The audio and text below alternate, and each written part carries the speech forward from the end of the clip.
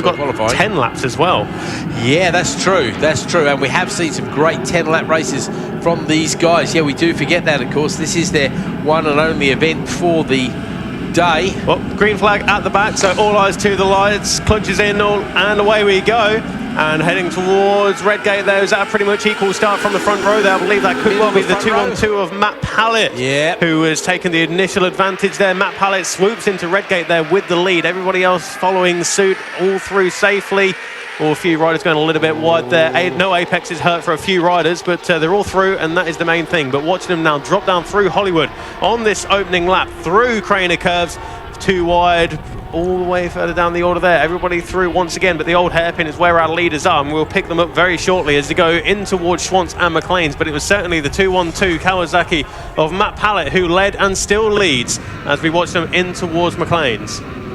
Up they go there. Matt Pallett is indeed leading, but we are talking fractions of a second here. Maybe a couple of bike links actually, so they go up the top, trip the first timing beam for the first time, but that won't really give us much information at all as they work their way up across the top, up the blind cries there at Coppers, then down the straight into what is the Foggy S's, of course.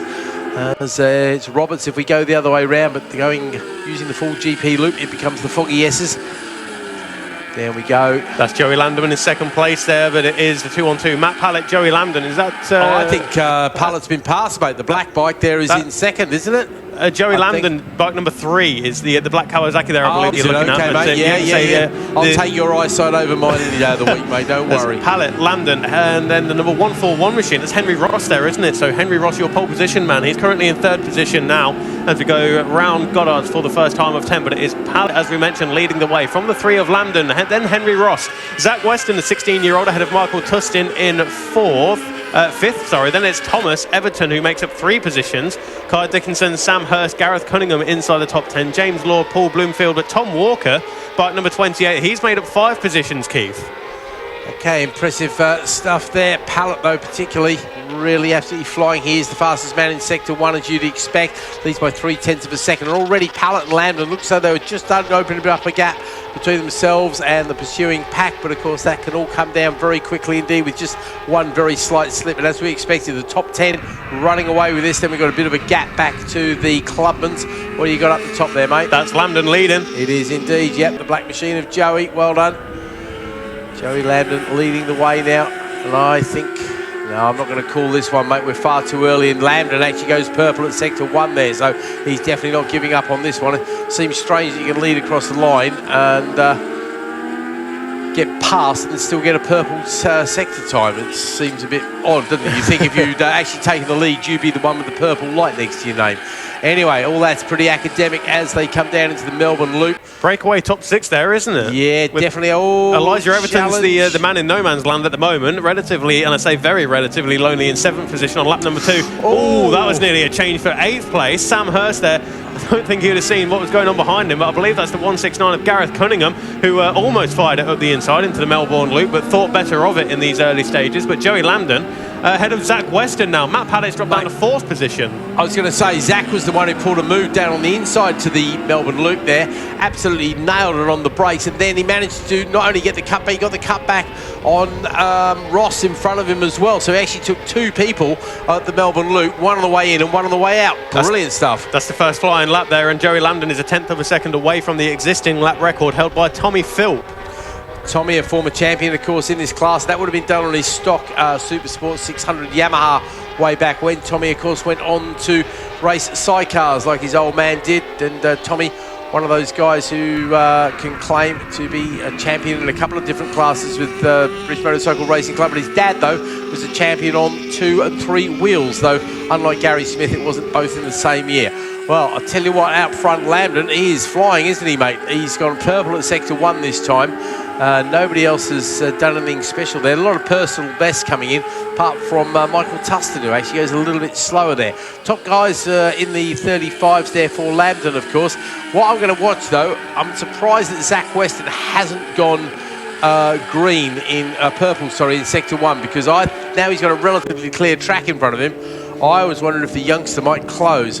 Well, we got them into the Melbourne Loop once again, and yeah, that is definitely a lead for Lambden, and quite a substantial lead in relative terms, as Weston has a look over his shoulder to see what sort of advantage he's got. The answer is not very much of one, like 2 bike lengths over Henry Ross at the moment. So the gap was 1.02 last time around between Joey Lambden and Zach Weston, but this time around, as Joey Lambden heading the shed, crosses line to complete lap number 3. It's a 1:35.711, but the gap has opened up by 0.2 of a second now.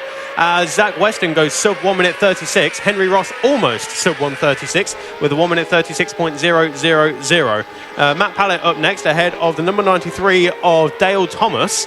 Not a name I'm familiar with there. No, that's a new Dale one on me as well, mate. Yeah, I'm going to have a quick look at my point scorers for the year, and no, it doesn't seem to be on my point scoring list. And where does he hail from, mate? Not on the sheet. Not on the sheet. Okay, could be a local guy who's turned up for the day. Well, clearly able to pedal a bike very effectively, but not quite as effectively as Joey Lambden, who can now lay claim to the lap record. So lap record has gone in pretty much every class, I think, that we've seen here today, with a couple of notable exceptions. But 35.728 was the lap record, 7.11. So we're only talking fractions of a second here. It'll be interesting to see if anybody else gets a little bit quicker. Paul Bloomfield leads the way, Ray, in the Clubmans, and he's been into the 38s as well. So the Clubman lap record at the moment, as it stands, is James Puttrell. That's again another 2014. It's a 36.664. And Paul Bloomfield is 38. So I tell you what, we know nobody's got any quicker there.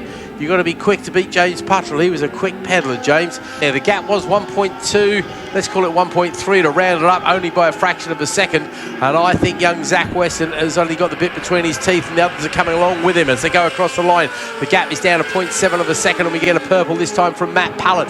The top 5 bikes are covered by 1.9 seconds. The gap is down to 0.7, and Henry Ross also into the 35s there. 35.711, still the fastest lap, but a 35.752 from Matt Pallett there. So he is fractions away, and a 7.25 from Zach Weston, and that 7.25, I think, yep, that puts him 3. Oh, somebody off there sliding gently away into the scenery. It's a green bike and a very annoyed rider there as he thumps the ground. Louis Kershaw, unfortunately. Louis Kershaw, former front runner in the MZ Championship. He's down and out of this one, but he's up on his feet perfectly okay. Leave it to the marshals to pick up. Is he going to give him a hand? Yep, he is. Good man. Well, that's the way to do it, Louis. Thank you. Much appreciated by the good folk in orange. Oh, the rest slide in to help him, but that gets pushed away as Lambden leads Weston, Ross, Pallett, Thomas.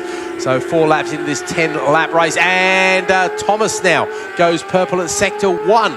So I tell you what, that 1.9 seconds covering the top 5 could get a little yellow closer. flag going into, is that the yellow flag into the chicane or into Goddard's there? Sorry, Keith. It looks like it could be well into Goddard's. That's a difficult one to spot, isn't it? But we'll keep an eye on it. We've got 1, 2, 3, 4, 5, 6. So our leading 6 are through. So it could well be the yellow flag into the final corner there. My apologies to anybody listening at home. But Joey Lambden, Zach Weston and Henry Ross, there's a slight gap that opens up there, but that could well just be a concertina effect as they get on the power out of the Melbourne Loop. But Lambden, Weston and Henry Ross, the gap was 1.2 between the top 3 just 1 lap ago. This time around, it's half a second. Yep, and between the top 5 it is 1.3, so that's come down by 0.6 of a second as well, as we see a few people getting greens. The purple there for Thomas, and the lap record still holds at 35.711. I'm surprised that the guys aren't going a little bit quicker. They're in the 36s. I see what it is. It's Joey Lambden going a bit slower there. He does a 36.5 second. Everybody else is into the low 36s, high 35s. That's what's made the difference there as we wait for them to reappear in our view. We get to see them again as they come out of the old hairpin up towards Starkey's, and then Schwantz. And is that a challenge to the lead? No, it's not. Top 3 are away, and then we've got a few tenths of a second between the next 3. But this concertina effect between the 6 bikes is very close indeed. Far as the battle in the Clubman goes, is Paul Bloomfield leading James Lord, and then it's Harry Gower, Tom Walker, Jake Anderson has just moved up past Addy B Hall as well, Rybicki, and then it's Hickmonk. B Hall is not a Clubman rider. Adam Fruin's just come into the pits there, unfortunately, but look at that, 1, 2, 3, 4, 5, 6, all through the foggy Essex now, and Matt Pallett, who was leading that second group, is now 4th in that first group. Whoa, on the brakes, that was all over the place from the rear end, but not just on the bike either. So 1-4-1, Henry Ross slides his way into second position, but that's about as late as you can brake and then some, isn't it? I tell you what, I thought it was gone. up the inside, Matt Pallett. So Zach Weston was second 2 corners ago, and it's a change of the race lead. So Henry Ross leads the way now over Joey Lambden, but Matt Pallett side by side, almost clashing handlebars there on the run down towards Redgate. It's going to be 3 wide almost, as Zach Weston has a sniff of the inside, but not this time around. So Zach Weston, who was second, is now 5th behind Dale Thomas. So it's all change in the top 5, but the big news is that Henry Ross is now your new race leader, but Matt Pallett with a 35.6 is now the new lap record holder. Unbelievable pace of Henry Ross there. I don't know where he suddenly found the speed there, though, because when he made the move on Weston there, I thought, oh, that was close, and I actually thought he was going to give Lambden the full Freddie Mercury treatment going into the back there, but then he just got the cut back, and wow, all of a sudden leads the way. Brilliant stuff from Ross. I wonder what he's going to do now. He's out in front. Wait and see if that clear track's going to work for him, if he's just enjoying pursuing the others. Well, he's opened up a gap of about 6-7 bike lengths as he strips the timing beam over the back. Be interesting to see if it goes anything special. No, he has gone quicker in that section before. Everybody goes yellow, but this could only be a thousandth of a second away from their previous PBs, of course. So Ross, Lambden, Pallett, Weston, Thomas is your order. Behind them, there's no great changes in the top 3 of Bloomfield, Lord and Gower. However, Beehall does move past, Rybicki goes past, Anderton goes backwards. Walker loses out badly on that lap, going back by 3 places. So there's action all the way down the field. Zach Weston up the inside. The 16-year-old moves up into 4th position once again. That relegates Joey Lambden. I think he's been leading the race for the majority of this so far, but he's down in 5th place now. And Michael Tustin's probably got the best seat in the house watching this unfold all in front of him. But round Goddard's Day go, it is Henry Ross who just about holds on to the advantage ahead of Matt Pallett. And then that's Dale Thomas on the number 93 Triumph. I have to say, I was Michael Tustin. I think I'd prefer not to have the best view in the house. I'd rather have a view where I can't see anything at all as we see it change the lead, because Pallett's just gone past on Ross. And I have to say, Pallett is the fastest man on the track that lap, as well as being the new lap record. Rider down at Melbourne Loop there, unfortunately, Keith. Didn't quite see who that was, but the rider is up and perfectly okay. Yep, yellow flags go fluttering down there, as well as the yellow lights. Marshall's quickly on the spot to help the rider. We'll see who goes disappearing down the order in a moment. So across the line then in that group, top it was 5 though, still covered by 1.3 seconds, mate. Looks like could be number 998 of Rybicki, unfortunately, who's gone down there. Yellow flags are being waved as go in towards the Melbourne Loop, so no overtaking further down the order. But the race leaders already up in towards Coppice. Well, it's Matt Pallett now who goes purple in Sector 1 as well, as he tries to close that gap back down to Matt Pallett, to Henry Ross. And of course there was only fractions of a second between them, and we're running out of laps very quickly. This is lap 7 of 10, so the countdown has most definitely begun. We see a PB from Weston as well, because I think the youngster is definitely not finished either. He comes into our view, he's still 4th. He's going to be looking for that 3rd surely on Thomas. Down they go. Dale Thomas holds him off this time, but they Constantine are all 6 are very close together once again. This really is anybody's race, mate. I do wonder if Lambden, it could be a tyre thing. Maybe there's a different compound, it could have gone off. I really don't know how long he's trying to squeeze it up the inside of Zach Weston there, and just about nerfed him out. So Joey Lambden up into 4th place there ahead of Zach Weston. But I was watching them in, and Joey's front wheel was in line with Zach's rear wheel, and it's all getting very close into the left-hander, but he made it work. Yep, that was the only change on that lap. Lambden over on Weston. And again, I wonder if the youngsters running into tyre issues as well, because 10 laps is quite a long distance around this circuit. It's a big old circuit, this one, isn't it? So 10 laps, I think the boys are going to feel in the fitness. Most of them are quite young, but it gets hard work, doesn't it? Yeah, you're right. You're absolutely right there. It's around about 2.5 mile lap, and well, a 1 minute 35.646 is the fastest lap of the race, but yeah, it's a 2.5 mile lap. As we watch further down the order there, we've got some good battles there. Tom Walker has been making positions lap after lap, and he makes up 1 more on Addy Beehal. He's 4th in the Clubman's at the moment, 14th place overall, but he does have 6.9 seconds distance between himself and Harry Gower, who is 3rd in the Clubman's. But the race leaders in towards sector number 2 now, coming out of Coppice and onto the back straight. So when they cross the line the next time around, Keith, we will have 1 lap to go. In towards the chicane then, the braking zone for the Foggy S's. We're keeping a close eye on the exit of the Foggy S's, and it is, we've got back markers coming into play here as well. One of them pulls off to the inside. We'll try and pick them up as we go through there. Side by side is Henry Ross and Joey Lambden. It's almost 3 wide as you go in towards the Melbourne Loop, but it is number 212, Matt Pallett, who leads the way with 2.5 miles left to go in towards Goddard's now, ahead of Dale Thomas. Henry Ross, Joey Lambden goes to the inside, and that's the same move he made on Zach Weston 1 lap ago. He's up in 3rd place, runs it wide on the exit. Henry Ross says, thank you very much, I'll have that 3rd place back. And that is the biggest gap we've seen all race, yeah, I believe. 0.7, that's huge, absolutely huge gap indeed. There wasn't even a particularly special lap there from him. He had his Henry Ross going backwards by 2, but you're going to run out of time very rapidly, as you say. And you mentioned the back markers there. We're going to have a few more coming into play as well, because 10 laps around here, and such is the pace of the leaders. Go on, mate, what are you seeing? Yellow flag going in towards the last corner. We're going to try and keep an eye on that one. Next up across the line, that'll be the 178 of Paul Bloomfield, but we've got yellow flags. That's either at the chicane or the final corner. It's difficult to tell because it could be for one or the other, but we'll keep a close eye on the timing screen as the race leaders now making their way through the left-hander of Schwantz on towards the right-hander of McLean's, and I believe that could well be Matt Pallett, who still leads the way, bike number 212, but it's very, very close there between the top 5. Michael Tustin, I think, is just a little bit too far behind now to mount a challenge, but anything can happen. PBs and Thomas and Ross in the first sector there, and those lights all went out very, very quickly indeed. There was only 1.2 seconds covering the top 5 across the line. The last time they're going to make their way down, they come then out of the foggy S's, and I have to say at the moment it's looking good for Pallett, isn't it? That's enough of a gap, surely, but Henry Ross is closing. Oh, that's a big, big wobble from Ross. Lambden up the inside.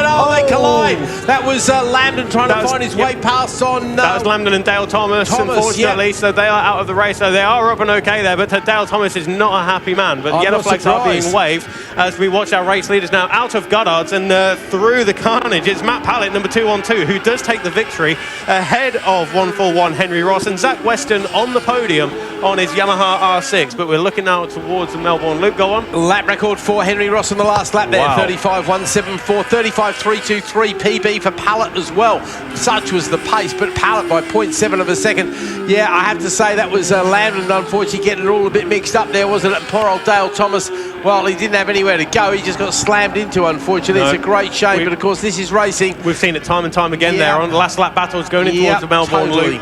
The nature of that corner just lends itself to that kind of thing there, doesn't it, unfortunately. But Joey Lambden, I suspect, is a little bit winded there. He's just being helped off the circuit now, but he is up on his feet. But then as a race win then for Pallett ahead of Ross and Weston. 2.1 seconds separated the top 3 at the end of that one, with Michael Tustin and Elijah Everton from 10th on the grid. He's inside the top 5 at the end of that first race. Kai Dickinson, Sam Hurst, Gareth Cunningham, and then Paul Bloomfield takes 25 points in the Clubman's ahead of James Lord, with Harry Gower and Tom Walker up next. Then it's Addy Beehall. Jake Anderton rounds out the top 5 ahead of Aaron Hickmott in the Clubman's, and it's Packham, Barnes, Vaughan, and the 115 of Brian Mayer ahead of Francesco Montini.